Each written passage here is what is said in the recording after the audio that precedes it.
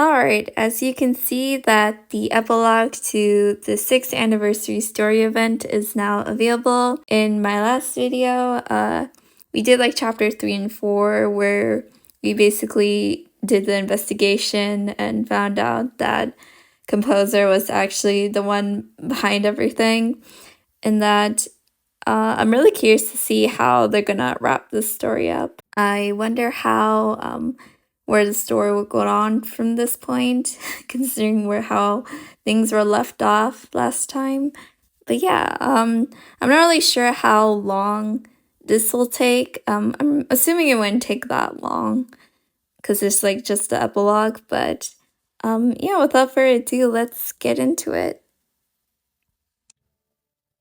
The Voyage of Oceanus Epilogue.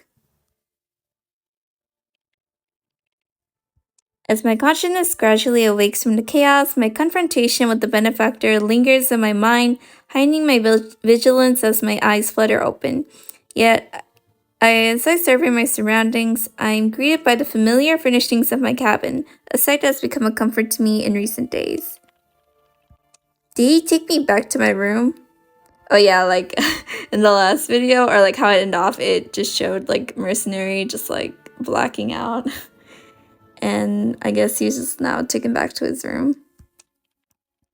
Before I can gather my wits, a gentle knocking at the door interrupts my thoughts. I appear to arrive at just the right time. It seems you have a myriad of questions for me. The very fact that I have awakened my cabin is a testament to the benefactor's attitude to some extent. Nonetheless, I can compose my thoughts, poised to inquire into the matter weighing most heavily on my mind. You should be able to tell me now. Have we arrived at the heart of Oceanus? You're correct. So, let's discuss a deal, shall we?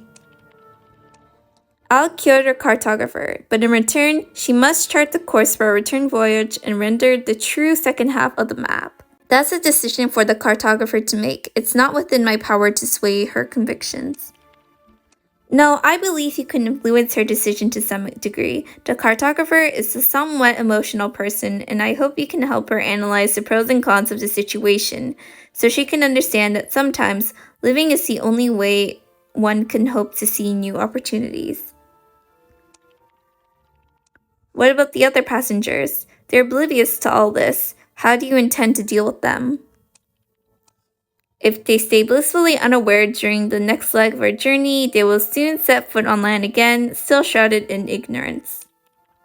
Consider this a token of my sincerity, and advance on the words you should speak on my behalf. And those privy to your secrets, what do you plan to do about them? I have faith in your and the cartographer's discretion. Yet let us not forget there exists more expedient solutions to dispel any lingering concerns, particularly given our current location on the vast sea.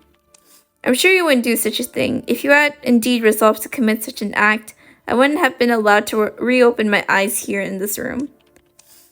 Is this also part of your deduction, Mr. Collector? Or should I say, Mr. Inference? Had I not uncovered your identity, perhaps you truly would have met your end on the deck that day. From the moment I began chasing clues, I exhibited many behaviors unbecoming of a collector, fully prepared for the eventuality of my unmasking. However, the benefactor's ability to call me by my actual moniker has indeed taken me by surprise. These are but conclusions drawn from observation, though you might call them deductions. For instance, I assume you've also prepared some sort of deal for me. Consider it a commission, if you will. I want you to thwart a certain scheme. I transport you directly to the requisite location. As compensation, upon completion of this task, you're free to go.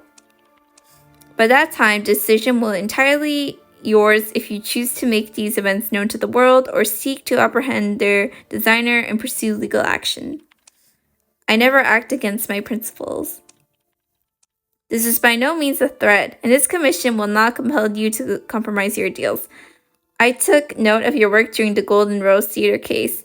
Are you not adept at foiling Melody's schemes? Oh my gosh, DM, y'all. Not DM. You mean Desire Melody? I don't even know what to say. I'm probably butchering how to pronounce it in French, but basically DM. Who else but that Melodies? He's a generous enough investor, having lent considerable assistance to this very voyage. But sometimes I find I need less of his help than he might think. It has come to my attention that he has concocted a new scheme of late, though I'm not privy to the particulars. Regardless, the word on the street is such that you wouldn't want to see it come to fruition. Detective, and as it happens, I share your sentiment and would rather not see things go too smoothly for him either. And what if I refuse? Then I shall persuade the cartographer my way. Mr. Benefactor, you're shaping up to be quite a troublesome client. Oh my gosh, he's gonna threaten her. A detective ought to have faith in his client, should he not? I provide you with all the assistance I can.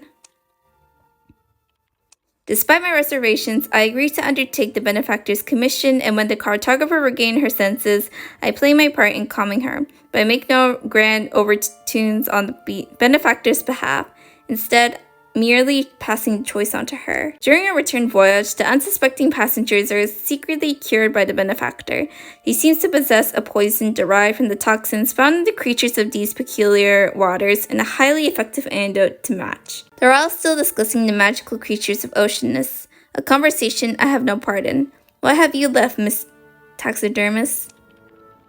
Even fewer the voices down there refuting the cartographer's views. She still has a spirit to weave her tales, yet I find I can no longer bear to listen. By my agreement with the benefactor, I cannot, nor am I permitted, to disembark at this port of call. I pen him a letter to ease my client's mind and send a signal to lay truth at the agency. The letter states that my mission is complete, but urgent matters require me to be away from the agency. It's clear that the benefactor has examined it closely, yet ultimately he permits it to be sent. It should be sufficient. Though my meaning is veiled, I trust Lady Truth will discern the message woven between the lines. The sea breeze billows the decorative sails into full arcs, and the outline of the land is faintly visible in the distance. The voyage of Oceanus draws to a close, leaving all truth and history beneath the surface of the fog-shrouded sea. After a brief respite, I know that I will soon be setting sail again toward the unknown. The end. The Voyage of Oceanus, the end. Dang, that's really how it ends. So, what I'm getting from this is that composer just got away with it. I'm kind of wondering if maybe in next year's anniversary tour event, he might show up at some point again.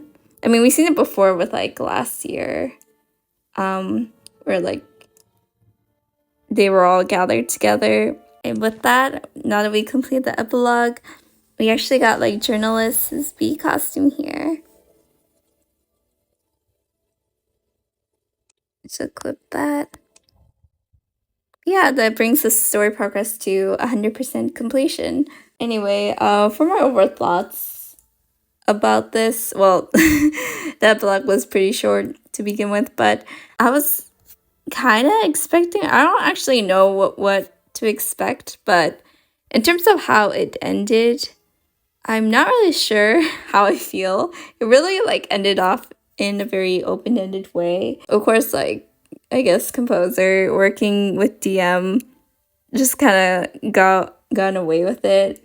I'm really curious to see, or I was really wondering how I guess aeroplanist or doctor, I wanted to see more of their role and more of their thoughts throughout the story, what part they had to play in this, if they were somewhat involved or was somewhat aware of what the benefactor was planning. I feel like for most of these anniversary tour events where the stories are engaging, and then when we come to the epilogue, it usually just ends off in this very open-ended way.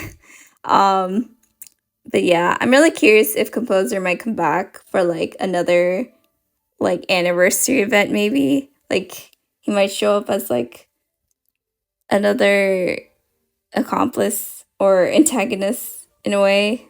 As you can see that we have completed the entire story for this 6th anniversary event. I would say overall that, like, for the story, it was pretty good for what it is. I wouldn't say that this might be my favorite compared to, like, the past story events, in my opinion, but I still enjoyed it nonetheless. Although I did wish the epilogue was a bit more than what we were given here. But yeah, I would just want to thank you all for joining me in this playthrough. I know how most people tend to like skip the story events and just like go straight to collecting the rewards, but personally I just kind of wanted to experience the story myself. I always find like these little like story events or like just any like lore surrounding this to be pretty interesting to go through, even though they are like long. I still like find them really interesting to like learn and examine. Once again, I want to thank you all for joining me. And with that, this brings to the end. Actually, before I end off, I think I'm just gonna do a quick tour of the boat, considering how this event is gonna end soon. I'm out here with this embalmer skin because I recently just got it. But yeah. Also, I really like the dancing or like that you can do here.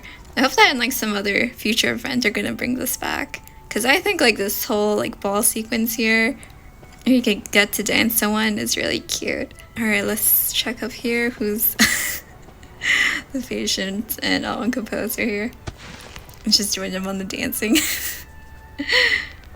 Yo, wait, how did I end up on that platform? Oh my gosh, patient. Y'all, look who decided to show up. This DM himself. Oh, we also have Zach here too.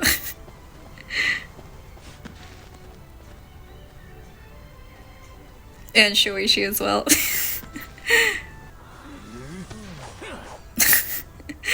Oh man. Yeah, I just want to thank everyone for watching and joining me on this story event, and I'll see you in the next video.